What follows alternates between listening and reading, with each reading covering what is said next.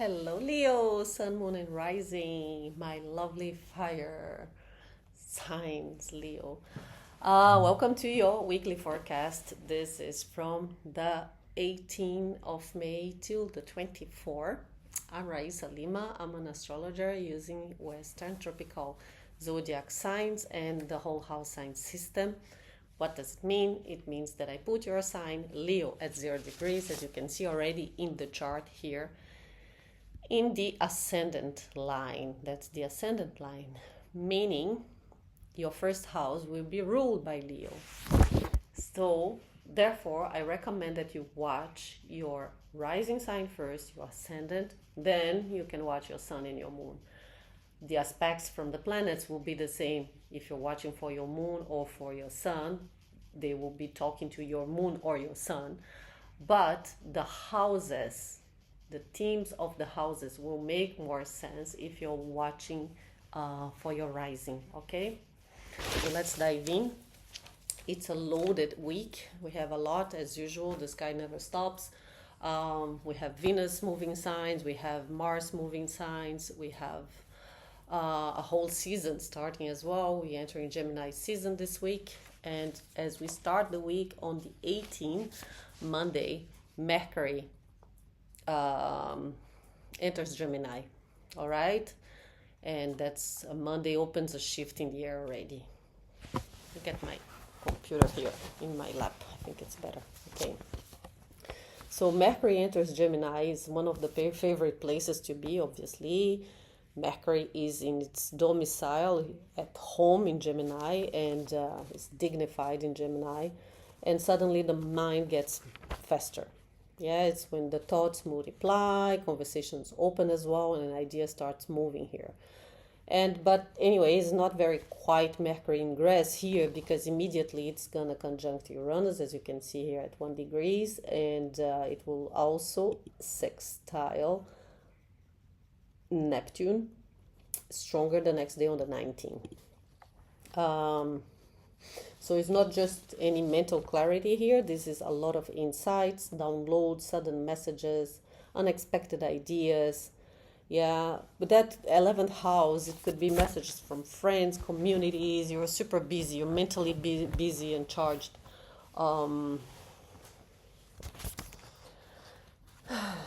Yeah. All right, what else? The moon is also in Gemini. So the atmosphere is very curious, it's restless, mentally active.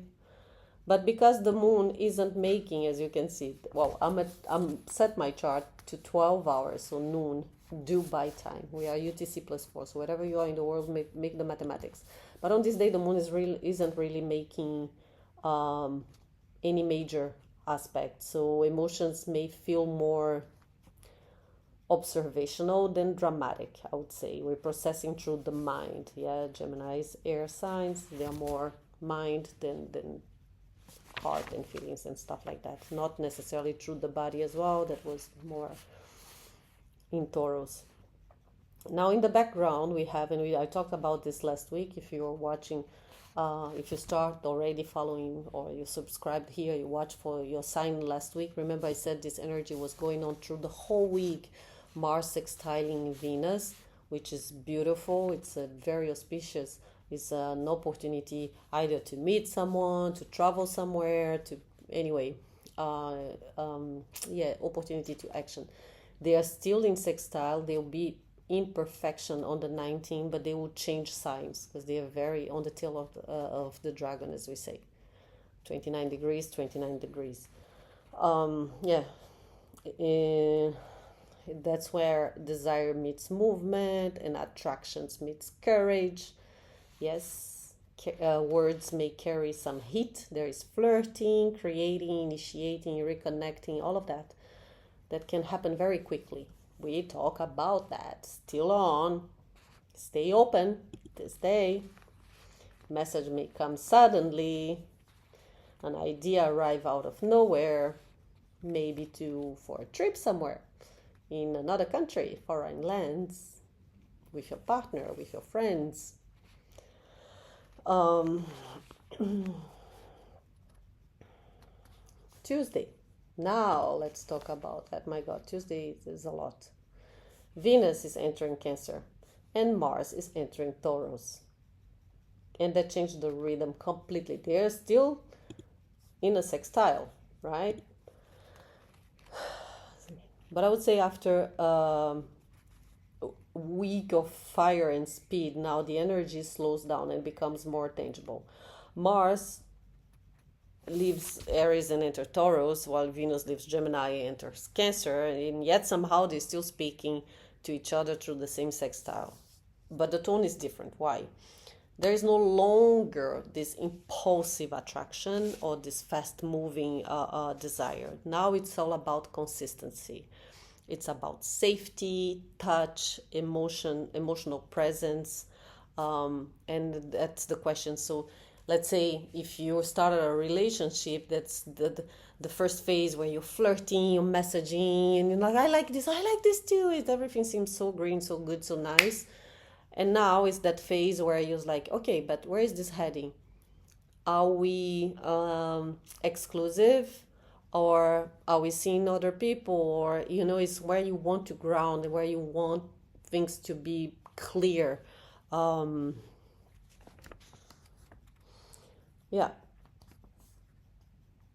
What are we actually building? What feels nourishing instead of merely exciting? Those are the questions. Because Mars is in detriment in Taurus here. So the warrior is no longer charging forward freely. Action here becomes a lot slower and heavier as well, more resistant to change, doesn't like to change. Frustration might build up if things don't move fast enough, but Taurus teaches more endurance instead of reaction, okay? And meanwhile, the moon is entering Cancer, her domicile. And it feels naturally strong and fully expressed, but now the emotions flow. That's where the emotions flow more openly here. Instincts sharpen as well. 12th house, beautiful for sleeping. Maybe with the moon here on your 12th house, you're having very good sleeping at night from Monday to Tuesday. Nice dreams. The moon in Cancer needs comfort, belonging, family, emotional safety.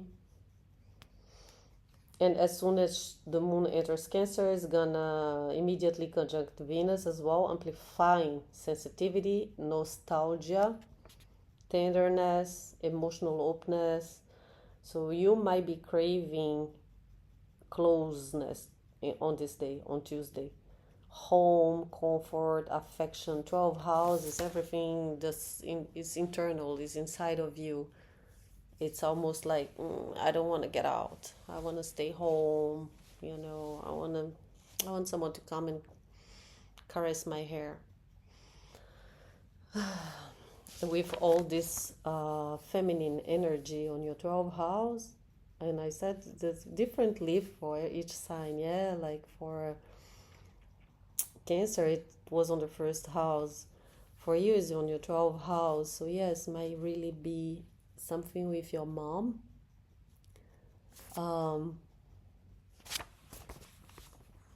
Might need to call your mama this day.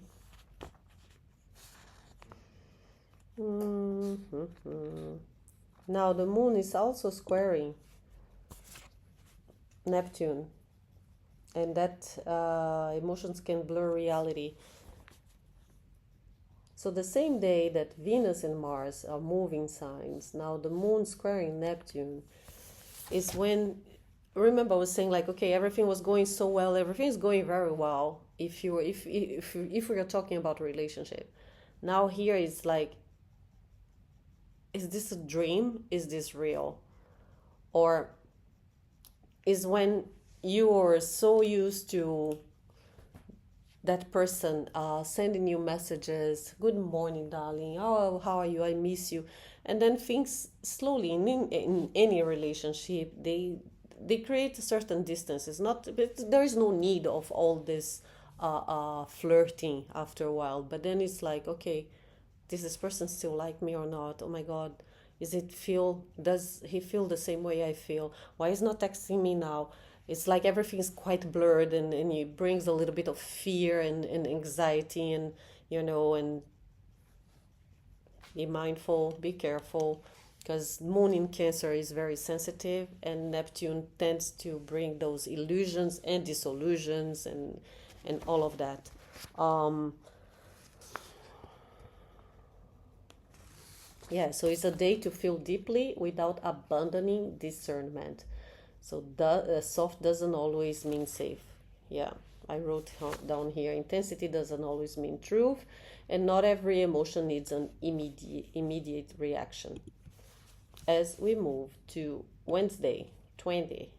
Now the moon is conjuncting Jupiter in Cancer, exalted in Cancer. So the moon still in her domiciles, feelings are here amplified, things become louder. There is a need for emotional security, and that can feel a lot bigger than usual. So all that dream, or is it real or not real, or all those blurred, foggy emotions with Neptune, now they can be amplified in a positive or in a negative way. Again, Jupiter is a planet of luck, is very benefic, but he amplifies whatever he touches. This combination is actually, in astrology, is one of the softest and most nourishing combinations of all. Yeah, but yeah, because that can bring a lot of generosity and hope, affection, intuition, desire to protect what really matters. So it's warmth in the air. You might feel more open emotionally than usual, more nostalgic as well, more willing to care, to nurture, to forgive, to reconnect. There's a lot of family themes, motherhood, memories, food memories. This all become highlighted here. Plus it's a 12th house, so yeah, maybe something from the past. Yeah, memories from the past, food that you ate when you were a kid, your mom used to cook for you. That's the kind of feeling, like, oh, I wish I could have pamonha. I love pamonha from my hometown.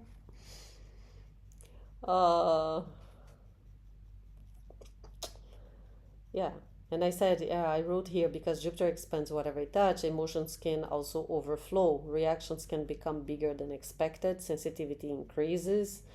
You may feel incredibly loved on this day, or you might also suddenly realize how deeply you are needing emotional support.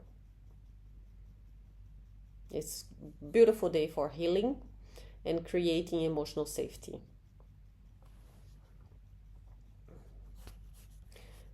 21st, Thursday. Now we start the Gemini season. The moon, the sun shifts to Gemini. Hello. Officially, the Gemini season is open, and it doesn't arrive quietly again. Why? Because the sun immediately conjuncts Uranus, bringing some disruption, awakening, breakthroughs, surprises, unexpected things. Oh, okay, my camera has 20%. Yeah, that's the kind of energy that changed the narrative fast. So Gemini season speeds things up mentally. Okay, socially, you're more communicative. Plus, it's on your 11th house, so there's a lot to do with friends, social groups, communities, and so on. But Uranus here brings some unpredictability to the mix. So plans can change suddenly. Or you might just start a new community. You have new friends come into your life. Things unexpected. Definitely looking its hopes and fears as well. It's the house of the future, things that you want in life. And with the sun here is bringing clarity, and plus Mercury is here as well in the direction in your future. What is that you want for your future? New possibilities, freedom, maybe craving for freedom and new possibilities and some movement and stimulation, big time. Now the moon enter your sign, Leo. The moon is in your first house, so yeah, that adds visibility for you for sure, more than anyone else. Yeah, your creativity is high, your emotional expression is high, and the moon, you feel good. That's the moon in your sign on your first house is I feel good about myself. That's it. Hello, look at me, the Leo. What I was going to say? Oh yeah, okay. So she's sextiling the sun, and she's squaring Mars. Yeah. So she first sextiles the sun in Uranus, and that's gonna integrate change with confidence instead of fear. Very you, Leo. Very Leo. Like there is courage in the air. Yeah, to try something different, to say something unexpected, to break from old patterns. It could be with a friend of yours, have that conversation with a friend, but it could also mean a change in relationship.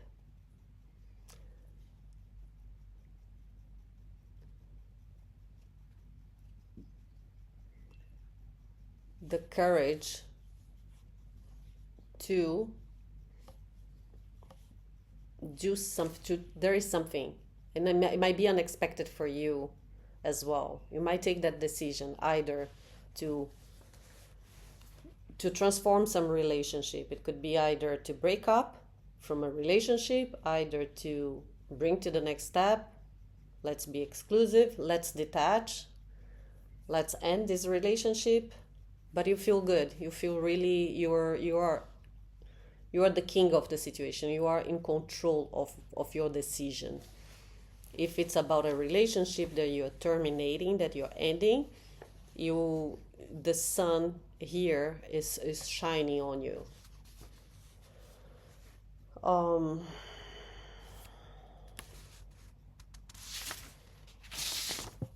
And the decision is yours. It's not from the other person. It's you taking the decision to end a relationship. That could be it, especially with this the opposition to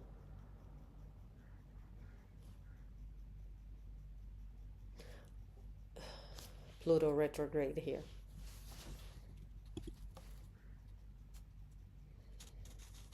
Yeah. Because this opposition between the moon and Pluto could bring some power struggles or emotional triggers as well, control dynamics. But the way I see, again, I see differently. It's funny. Every sign I see something, but it could be the end of a relationship. Mm-hmm. Yeah. Mental awakening, emotional awakening, relational awakenings, as I said. Realizing there is something that doesn't work and need to change. Doesn't necessarily mean a breakup, but there is something that needs to change in your relationship. Not a day to sign a contract, by the way. Not a day to sign any contract. Friday, 22nd. Now Mercury is sextiling Neptune. And Friday brings grounding, okay, after the mental electricity of the day before. So that helps organizing your mind. And again, there is a nice trine between with Pluto here as well, creating what we call a mini air trine, not air trine, no, mini triangle, sorry. Yeah. Sextile, yeah, okay. Um,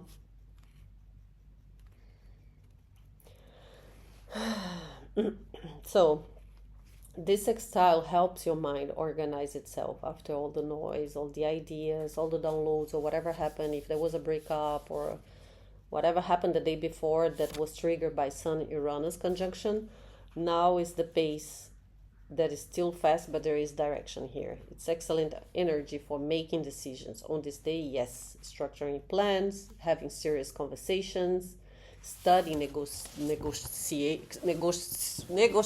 My goodness, yeah.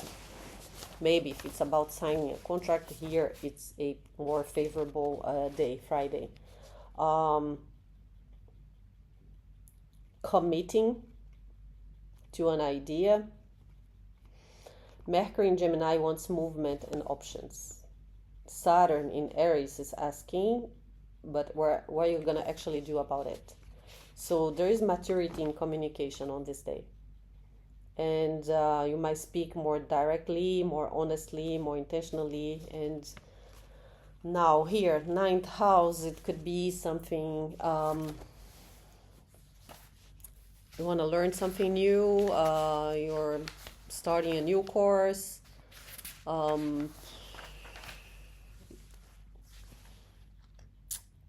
yeah, it's also your beliefs, religions, is spirituality, but it's courts, it's foreign lands, travel, adventure, publications, university, colleges. So yeah, so all those teams. Maybe you want to explore something new, and the sky is at your favor. Meanwhile, the moon remains in Leo, and early in the morning is gonna form also a trine to to Saturn, sorry, and that adds some emotional steadiness to the atmosphere. The moon's also still in your sign. It's about yourself. It's all about yourself. Becoming your own guru, maybe you are the one that's gonna become a leader in your field, or you want to travel somewhere in foreign lands and you'll be the one guiding other people, or you'll be in charge of all of that.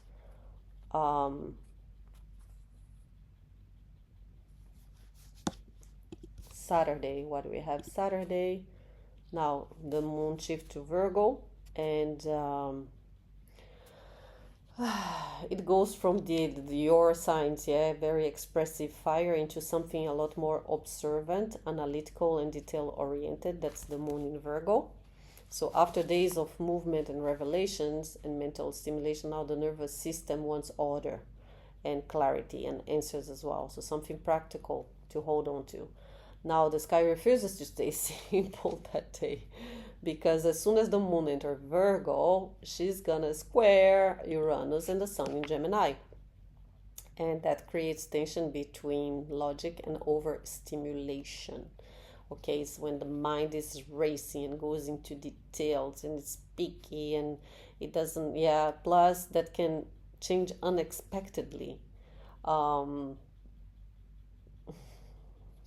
Feelings, electricity, it's anxiety. This is anxious energy, irritation and overthinking.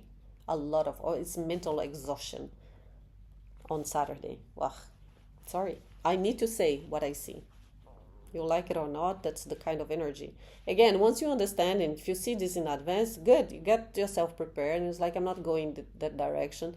Or if I feel anxious, what do I need? I'm going to go for a running, I'm going to go for a jogging, I'm going to go surfing, I'm going to go to the sea. And instead of staying home and having 5 cups of coffee and, stimulating even more this energy, no, you're going to run away, because the sky is here to help you. They don't dictate what you're gonna feel. You are working with those energy at your favor. My God, I have to go. My battery is gonna die. I had to pause, so I have no idea where I stopped. But I think I was talking about Saturday the 23rd. Oh man, yes, when the moon enters Virgo, that's exactly it. And I was telling about the square. Yes, I remember that. Yeah, anxiety, irritations, and all of that. Um, the moon is trining Mars in Taurus, so that helps grounding some of this restless energy as well into action. And you can put that in your 10th house, yeah, in your career. Whatever frustration you're having here, maybe is the day that you want to move forward with your reputation, your social status as well. Could be something as well with father, leaders. Yeah. And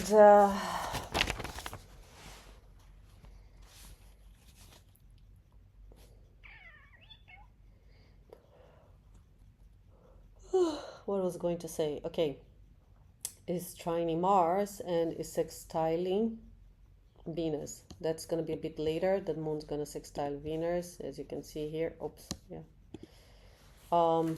At the end, yeah, more at the end of the day in Dubai. That is soften interactions as well. It's despite all this irritability, there is something that you're still telling yourself it's okay, I'm fine, I'm good, I want to take care of myself. This is a day that you want to maybe to do some spiritual practices, or I would say Venus here on your 12th house is beautiful if you want to go for a walk, yoga, Pilates, dance, just put music out loud and dance and get all this squares energy here out, all this anxiety and everything.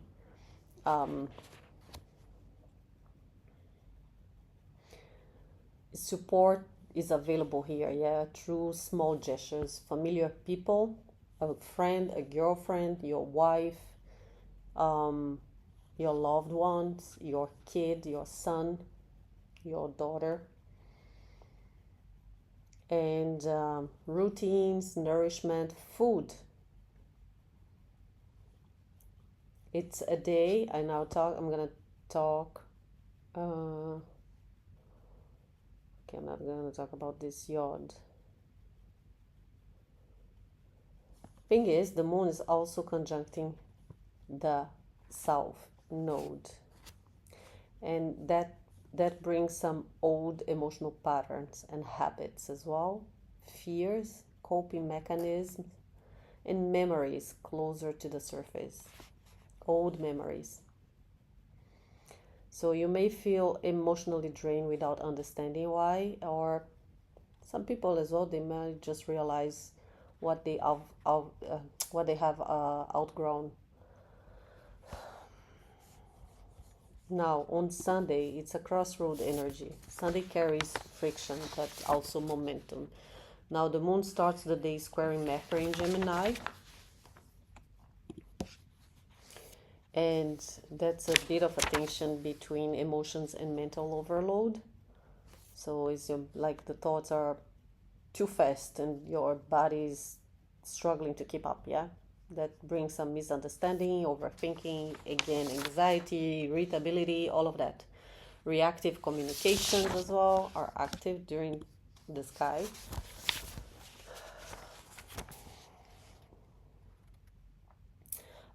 At the same time, the sun in Gemini is sextiling Neptune in Aries, opening a bit of a softer and more intuitive channel here beneath all this mental noise. It's good for creativity, for spirituality, dreams, synchronicities, inspirations.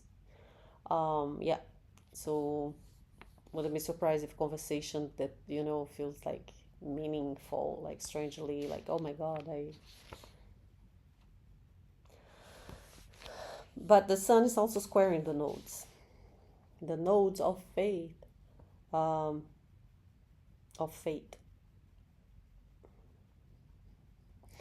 So there is a tension between the past and the future, yeah, between comfort and growth, old identity and your new direction. And you might feel pulled between what is familiar and what you need to evolve. toward. Any decisions made under the nodal aspects often carry longer consequences than expected. Be mindful. Mars is making a major aspect here as well, so yeah, becoming a major player in the sky, because he's also talking to the nodes, but in a nice way, in a trine, in a sextile, activating karmic movement through action itself. It's like a turning point where behavior patterns become impossible here to ignore. And the way you act, you pursue, you defend, you resist, desire, or even you fight for things, now they matter more. Second and eighth house, values, money. Your money, other people's money. Giving and receiving. So there is something here that will be, you're gonna feel on Sunday. You deeply gonna feel. We all will somehow. Now the pressure, the big pressure here is Mars and Pluto in the square. So last time we had that was the day that we got some bombing, when they started bombing here in the UAE. Yeah, Mars is war, and it wasn't good. Anyway, I'm not gonna say, but yeah, it's Pluto is a transformation, but it's death, it's rebirth as well. It's catalyst, it's power. So also wealth and control and secrets. Now they are in a square here. So there is power struggles and obsession. Suppressed anger, I would say. Control dynamics, frustrations surfacing through the body. So there might be something that you can't control, you don't have control over, and it's related to money. Maybe your spouse or there is a struggle between your past and your future, what you want, where you're going, and sometimes this can show physically. Mars, Taurus can be in the body.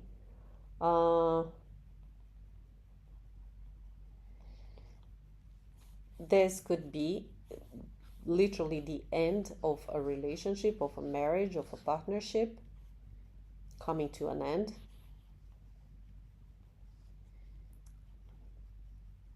And yeah,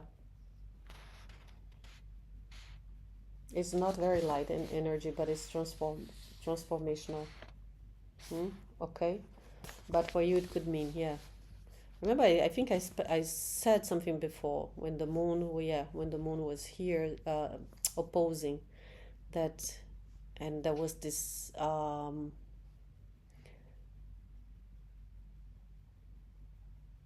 sextile to the sun in Uranus, that I said maybe, and it's you taking because the moon was on your sign, maybe you are deciding to end a relationship, and it will come to an end. It will definitely come to an end here. You see, Mars and something needs to end, to something new to be born. Correct? So that's what we have, Leos. Before you go, let's pull one tarot card to check the energy for the week, and one message from the angels. What is that you need to focus on? The Fool! The Fool! I love the Fool. This is the first card in the tarot. So the Fool represents this innocence. It's a child. The Fool is... I don't know if it's attributed to which signs. I think I have it written. But... wait.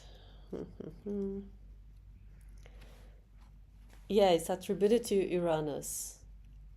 Okay, so the Fool, yes, is this unexpected, is the future, is impulse, it's infatuation, childlike. It's this childish energy, pure and incorrupt as well. Yeah, it's the eternal optimist, and you are an optimist like me, Sagittarius. Yeah, we are. Yeah, taking each adventure as it comes, spontaneous and carefree. This is how you are this week. Yeah, you're going on a personal quest. You're impulsively setting off into the unknown. Um, it implies new beginnings and childlike enthusiasm for sure for life. So it's a card that expresses the part of yourself which comes to life when you need adventure, when you fall in love, when you're looking for quick answers. Yeah, it's the inner child or crazy fool who acts without thinking, unafraid of the unknown and ready to leap in the deep end. That's the fool. So that's the energy for you for this week. Go for it.